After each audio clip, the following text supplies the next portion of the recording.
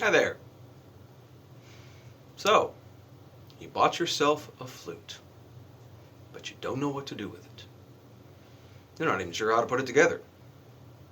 Maybe you're a fan of Jethro Tull or Lizzo or James Galway, or maybe you just liked the way it looked or sounded, or you just want to annoy your neighbors or really tick off your dog.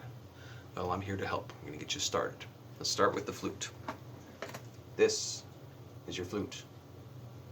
I have a Yamaha. That's the brand that I prefer. You may find a lot of Yamahas or Gemeinharts or Armstrongs on, let's say, Facebook Marketplace or Craigslist. Any one of those are fine. Just try to make sure that they have no air leaks or no crazy maintenance that needs to be done. Sometimes if there's an air leak in an older flute that might need to be looked at, you may think, oh man, my playing is bad. I can't get a sound out of this thing. Might not be you at all. Might be the flute. So if you get a flute, it might be a good idea to take it to your local music shop and see if they can take a look at it, and any adjustments might need to be made before you start playing. Otherwise it might be frustrating. When you get your flute, this is what it would look like. Pretty, shiny. You might have a gold one if you are lucky. Anyway, this is a solid silver head joint, silver plated body, a Yamaha flute. Please ignore this extra key. You're not going to see that on most student model flutes, or on any student model flutes as far as I know. This is just an extra B key. This is a B foot, they call it, for a concert model flute. I just have that attached to my student model flute to give me a little extra range. We're going to start with the head joint. This is the head joint. This is the thing you blow into. When you put your lips on this, it makes a noise if you're doing it correctly. That's what we're going to help with. The shape that your lips form when you're blowing across this thing, not into it, because that does nothing, is called the embouchure. A lot of music people might be familiar with that term. It's just the shape that your mouth is in order to make sound on an instrument. The flute embouchure is kind of like this. It looks weird, I know. But your bottom lip is going to be a little bit tucked in. Your upper lip is going to be a little out so that you're blowing at an angle into this hole. Might take a little bit of experimenting to get the right shape so that you can make a sound. But just keep in mind, you're not... and you're not... It's more like a tight little slit. I don't know if you can see it very well. Let me put this up.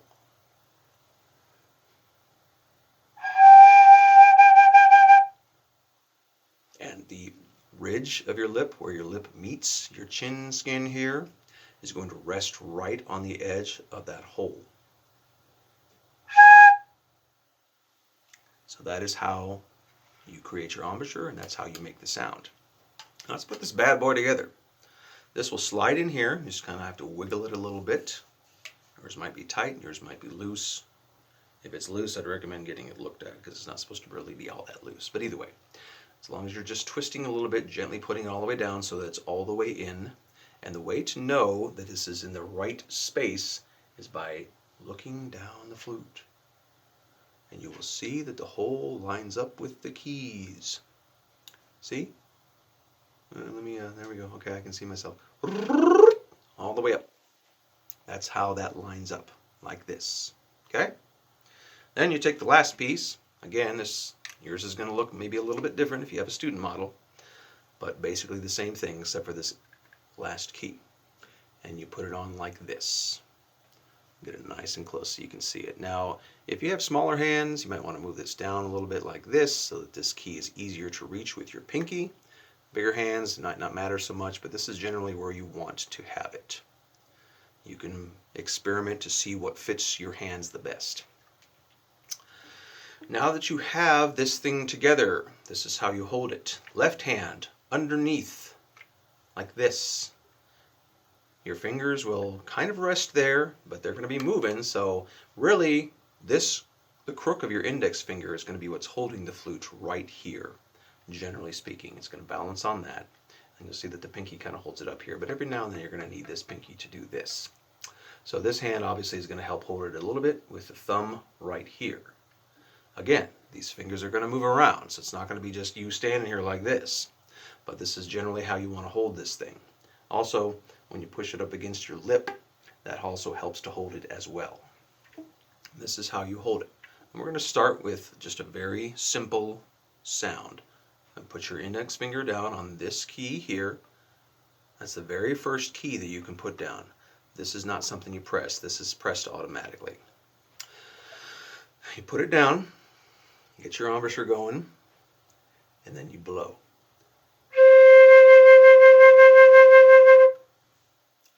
At first you may not have the vibrato, which is the woo woo woo woo woo woo. A lot of people don't have that. Just go with the sound that you get. This is just something that it's the vibrato that a lot of professional musicians get over the years. But if you didn't have that, it would sound like this. Or something thereof. So, you've just made your first sound on the flute. Please don't get discouraged or frustrated if you can't really make a sound right away. It's okay. It takes some practice to get those lips going. You may find after a while that your cheeks are starting to hurt, or you're starting to get a little bit dizzy because you're blowing a lot. That's an indication that maybe you're putting too much into it. You don't have to puff and puff with this thing all the time. You don't have to push so much breath into it. It's more like a breathing than a blowing. So if you're starting to get that way, it's natural for beginner players to have a little bit of that lightheadedness and a little bit of that stinging in the cheeks. That's okay. But after a while, if you're doing that, it's an indication that you're probably not doing it quite correctly. So we start here, and I'm going to start with a G because that's a fun key to start on for just about any improvisational song, and a lot of actual songs such as Jethro Tull songs like Living in the Past are going to start on this G. All three of my fingers are down on my left hand. The pinky doesn't go here at all. We don't worry about that one. And on the back side, there's my thumb on this back key here. Okay? When you have all these fingers down, this is a G. And that's the start of Living in the Past, which I covered in a separate video, how to play that specific song. And I hope to have more instructional videos as well very soon for other songs. But this is just, like I said, a quick start guide to get you started. And you'll notice that your hands are kind of like, just kind of floating over this key here. Your right hand, I should say, just kind of floating over here, ready to go down. And it's just in sequence. It's very simple. It just goes in sequence. Up here, higher, all the keys are open. Down here, all the keys are closed. All the keys closed, lower sound, keys open, higher sound. We're not going to worry about other registers right now. That's higher registers, and that's what you hear a lot of flute players that are classically trained will have really high flute sound. It's really pretty. They work a lot on getting that nice sound for the high notes. We're not going to be concerned about that right now. I'm just going to assume that you're going to stick with the Jethro Tull stuff for now and just get started. So, again, watch my fingers as they go up the scale, starting with my right ring finger. And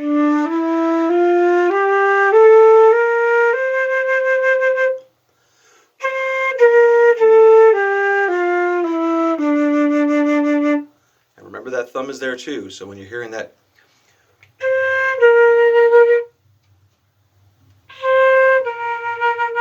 hopefully you can see that. That thumb is what's doing that. You see the thumb can do this, or it can do this. This is the difference. This is the full two keys that you see back there where your thumb is. And this is the little one right here. And it's just, basically it's all these keys make different sounds. That's why they're all there. So the most intimidating thing about starting is seeing all these things and not knowing what to do with them. So we're going to go through them one at a time. Okay? Index finger, left hand, right here. Okay? Sometimes I got to look at what I'm doing to know what I'm doing, because I'm looking at it on the opposite way in the video here. So then the the middle finger goes down here. right there. The ring finger goes on this key here. You can see that both of those press down. That's what it's supposed to do. Then your index finger on your right hand is going to go here on this key, ring finger on this key, and ring finger, I'm sorry, middle finger on this key, ring finger on this key. See, even I can mess it up sometimes. I've been doing this for about 30 years now. And then this finger does all these little things here. So we're just going to start with all of these fingers down and leave the pinkies up.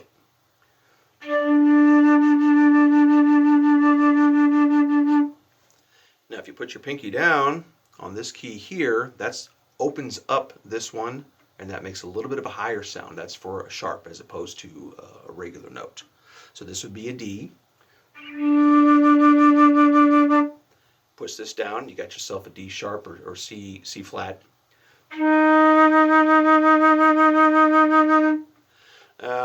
Another disclaimer, I don't know all the exact names for all the notes, so I might get them wrong, so please don't crucify me. But that's basically what you're listening to. All right, that is the start of playing the flute. Now, all you need to do is go practice. If you have any other questions or anything else, I'd be glad to answer those in the comments. Check me out on Patreon for any videos that come up. It'd be nice to be able to put these out a little more often. So if you want to follow me on Patreon or be a patron, please do so. The link is down below. And thank you for listening. And happy fluting.